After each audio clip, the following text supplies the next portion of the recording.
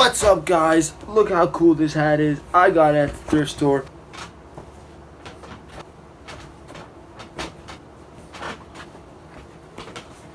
I gave up. What's up, guys? Welcome back. Tutorials number 4. I forgot the title. Run it back. What's up, y'all? Tutorials number 4.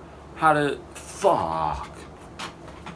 What's up, guys? Tutorials number 4. This one is called How I Learned to Sew Kid Super and how you can get your own free sewing machine. Simple.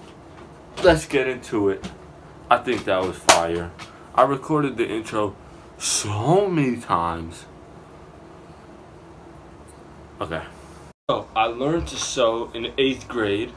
My teacher taught me, shout out Miss Laura, I had a class called Handwork, and we learned how to knit, we learned how to sew, so I learned how to use the basics of a sewing machine.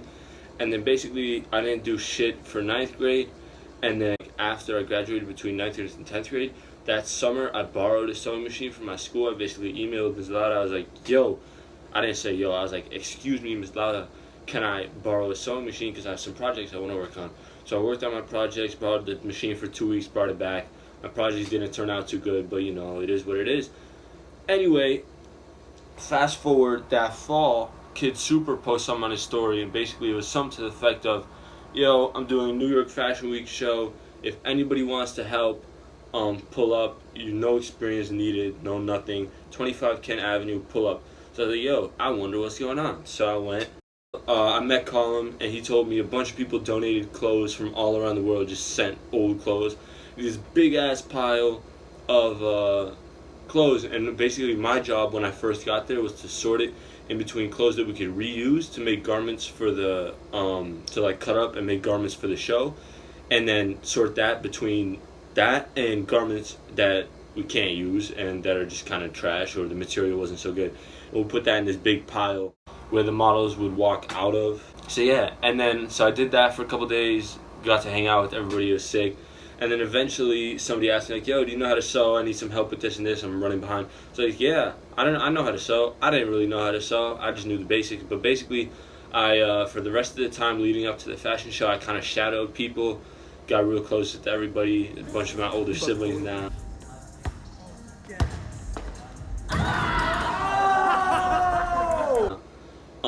And I basically shadowed people. So I learned a lot through just doing that and just not trying to do my own thing all the time, but kind of just understanding that that's not my place and just helping out with whatever I can help out with. So that's what I was doing for the majority of the time, which was actually turned out to be really cool because then in the show, I think I worked on, like statistics wise, I think I probably worked on the most pieces. Even though I didn't make any of my own like original pieces, I think I worked on the most pieces of anybody in that show because I was just helping out everybody. So that was pretty cool. I can say, yeah, that was pretty cool. So fast forward past the fashion show, I'm probably missing a lot of stuff, but I'll put all the pictures in, whatever. After the fashion show, what we did was basically anybody could come in, and that big pyramid of clothes that we didn't use for the garments for this show, people could come and pick out clothes and whatever and bring them to the sewers. We had these sewing tables lined up. They would bring them to the sewers and basically be like, yo, can we sew this and this together and whatever, do customizations and do that. So that's when I started to do more of my own thing, and it was really helpful for me because I learned more about how to do customizations and how to communicate with people and what people like and whatever, because a lot of times stuff that I like is not stuff that my clients are gonna like.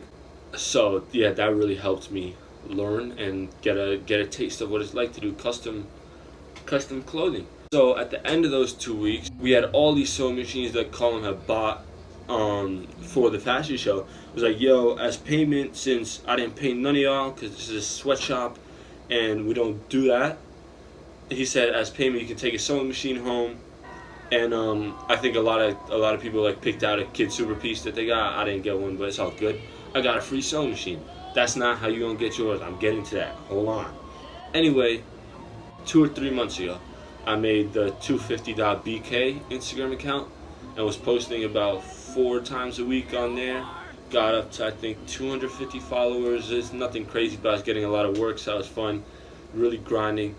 And then all of a sudden, 2 weeks ago, something like that, Instagram deleted my account. I didn't know like what happened, whatever. I tried a bunch of shit. I spent the whole day trying to get it back. That shit was gone for good.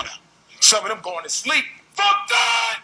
So I made a new account, and I got really lucky. All the people that supported me, or a lot of people, like shouted me out and sent my profile to their friends, whatever.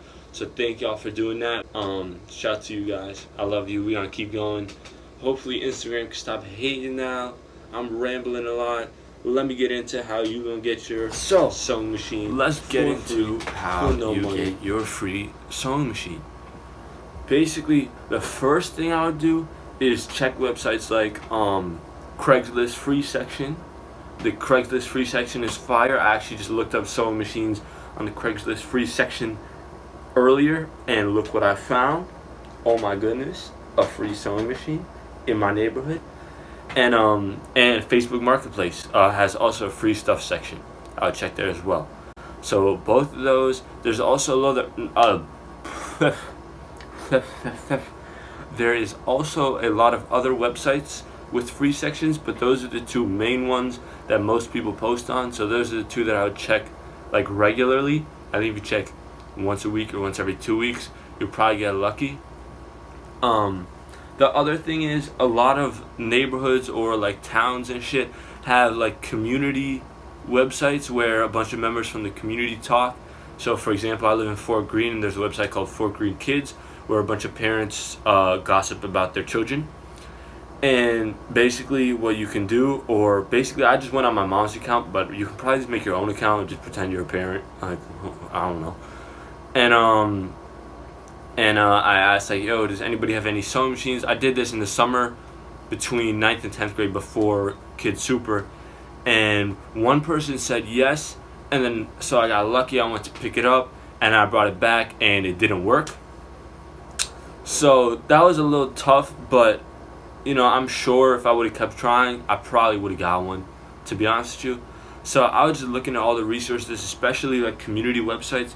Then also Craigslist and Facebook both have free stuff sections or free sections. I don't know. I think on Facebook it's called free stuff, and on Craigslist it's called Craigslist free section.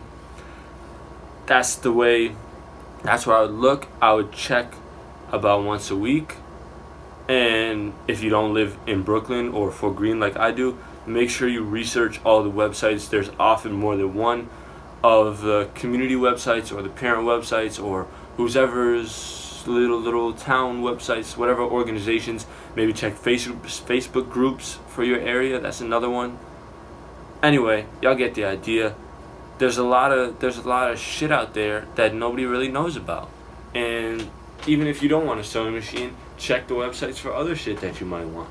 You never know. You might get lucky. With that being said, I'll be back with the real tutorials. We'll be getting into some shit. I'm sorry, we'll be getting into some things next week. Excuse my French. Excusez-moi. Adios. Arrivederci. Sayonara. I will see you next week. I hope you have a good week. I love you. And that is that. Amen.